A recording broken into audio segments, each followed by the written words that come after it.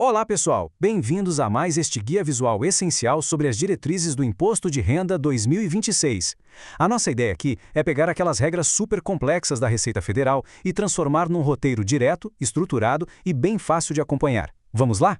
Hoje a gente vai passar voando por 5 pontos principais. Vamos falar sobre a obrigatoriedade, o famoso desconto simplificado, como instalar o programa oficial, os detalhes para casais e espólios e, claro, como fugir daquelas multas pesadas por atraso. Ponto número 1. Obrigatoriedade. Quem precisa declarar? Bom, o grande gatilho para saber se a declaração é obrigatória é esse número aí. Se a soma dos rendimentos tributáveis ao longo do ano de 2025 passou de R$ 35.584, não tem jeito, o envio do documento passa a ser exigido. Mas olha só, a coisa não para por aí. Além daquela renda mais comum, tipo salário e aluguel, existem outros critérios bem específicos. Por exemplo, quem teve resultado positivo em atividade rural ou, e isso é super atual por causa das novas leis tributárias, quem obteve lucros ou dividendos de entidades lá do exterior também entra direto na obrigatoriedade. Ponto 2. Entendendo o desconto simplificado. Sabe aquele trabalho imenso de juntar um monte de recibo o ano todo? Pois é. O desconto simplificado funciona como um atalho poderoso contra isso.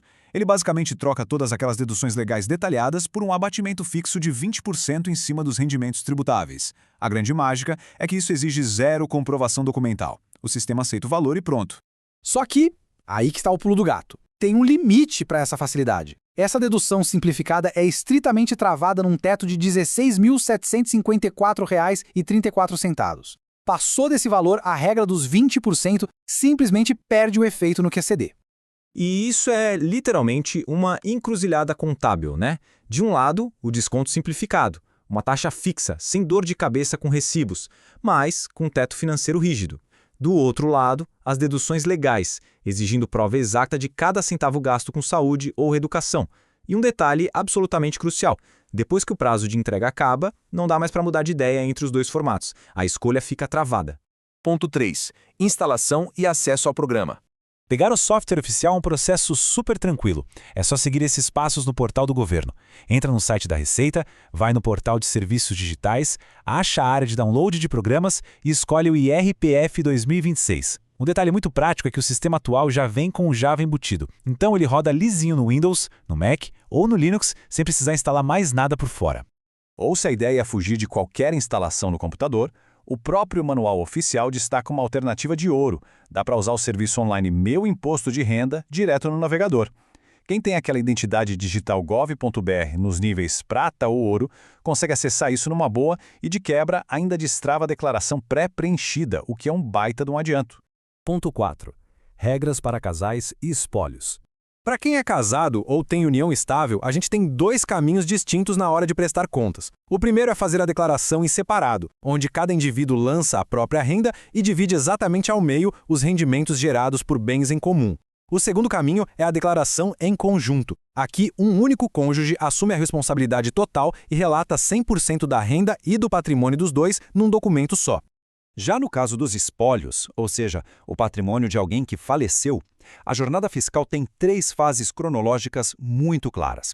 Ela começa com a declaração inicial, no próprio ano do falecimento, depois vem as declarações intermediárias, que rolam todo ano enquanto aquele processo de inventário estiver em andamento, e termina obrigatoriamente com a declaração final, que é feita exatamente no ano em que sai a decisão judicial ou a escritura de partilha. E por fim, o ponto 5. Prazos e multas por atraso. A janela oficial para envio pela internet opera de forma implacável. Ela abre no dia 23 de março e fecha, sem choro nem vela, no dia 29 de maio de 2026. E é bom prestar muita atenção ao relógio. O sistema interrompe a recepção pontualmente, no último segundo do dia 29. E se atrasar? Bom, as penalidades financeiras são bem pesadas. A multa começa a rolar logo no primeiro dia de atraso, cobrando 1% ao mês e pode chegar a absurdos 20% sobre o valor total do imposto devido. Ah, e se por acaso não tiver imposto a pagar, a multa mínima nunca vai ser menor que R$ 165,74. Fico alerta. Para ilustrar o peso disso, o próprio manual oficial traz uns exemplos reais que abrem bem os olhos da gente. Pegando os cenários de 2 médicos, o Dr. Marco Antônio e o Dr. Nestor. Fica claríssimo que a multa por atraso é brutalmente calculada sobre o total do imposto gerado na declaração. independentemente do quanto já foi retido na fonte ao longo do ano. É por isso que essa penalidade pode saltar facilmente para a casa dos milhares de reais, como os R$ 10.000 ilustrados no manual. Então, com as regras fundamentais mapeadas, as opções de dedução avaliadas e o fantasma dessas multas altíssimas rondando, a reflexão mais urgente não é nem se a declaração vai ser enviada a tempo, mas sim todos os informes e documentos já estão perfeitamente organizados para encarar o leão? Fica a pergunta no ar. Muito obrigado por acompanhar mais esta análise visual.